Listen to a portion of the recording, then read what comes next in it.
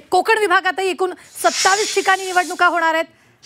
पालघर या ठिकाणी 4 ठिकाणी होईल, रायगडमध्ये 10 ठिकाणी निवडणूक होणार आहे, रत्नागिरीत 7 ठिकाणी निवडणूक होईल, सिंधुदुर्गात 4 आणि ठाण्यात 2 ठिकाणी निवडणूक होणार आहे। तर या संदर्भात ताजे अपडेट देत आहेत आपले प्रतिनिधी प्रणव। कोकण विभागात जर आपण पाहिलं तर एकूण 27 ठिकाणी निवडणुका होऊ घातल्या।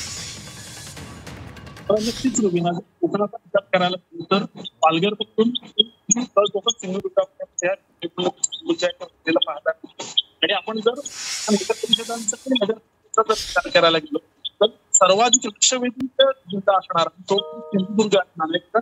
सिंधुदुर्गमध्ये असं बोललं जात आहे की राष्ट्रीय निवडणूक होते की काय अशी परिस्थिती सध्या या जिल्ह्यामध्ये होताना पाहायला मिळते। कारण अजूनही युती किंवा आघाडी याचा काही निर्णय झालेला नसला तरी दोघांनी पक्षांनी म्हणजे भाजप आणि शिंदे गट, शिवसेना शिंदे गट यांनी देखील जाहीर केलेलं आहे की उमेदवारांनी कामाला लागा अशा पद्धतीच्या सूचना जी वजा आहेत ते तिथल्या कार्यकर्त्यांना दिलेलं पाहायला मिळतं आणि त्यामुळे या ठिकाणची जर निवडणूक झाली तर ती कदाचित राणे विरुद्ध राणे होते की काय अशी चित्र जे आहे ते निर्माण झालेलं पाहायला मिळतं।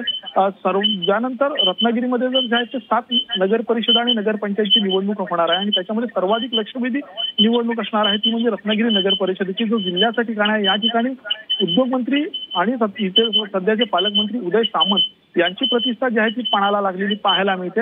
आणि रायगडमध्ये जर विचार करायला गेलो तर रायगडमध्ये आपल्याला माहिती आहे की युतीमध्ये जे आहे ती कशी बिघाडी झालेली आहे, म्हणजे तटकरे आणि भरत गोगावले यांचा जो वाद आहे तो आपण सर्वश्रुत आहोत आणि त्यामुळे रोहा आणि महाड या दोन्ही नगर परिषद आहेत या ठिकाणी जी आहे ती निवडणूक होताना पाहायला मिळणार आहे। आणि या निवडणुकीमध्ये ते दोन पक्ष नेमकं काय करतात, इथं युती होते की नाही हा प्रश्न जो आहे तो अजूनही अनुत्तरितच आहे आणि त्यामुळे इथे देखील चुरशीची निवडणूक जी आहे ती होताना पाहायला मिळेल। एकूणच परिस्थिती बघायला गेलो तर कोकणामध्ये जर विचार करायला गेलो तर 27 नगर परिषद आणि नगरपंचायतच्या निवडणुकी ज्या आहेत त्या होणार आहेत आणि जास्त करून जर विचार केला गेलो तर तळ कोकणामध्ये भाजप विरुद्ध शिंदे गट, रत्नागिरीमध्ये युती होते की नाही अजूनही जरी सांगितलं नसलं तरी प्रत्येक पक्ष जो आहे तो आपापल्या पद्धतीनं तयारीला लागलेला पाहायला मिळतंय।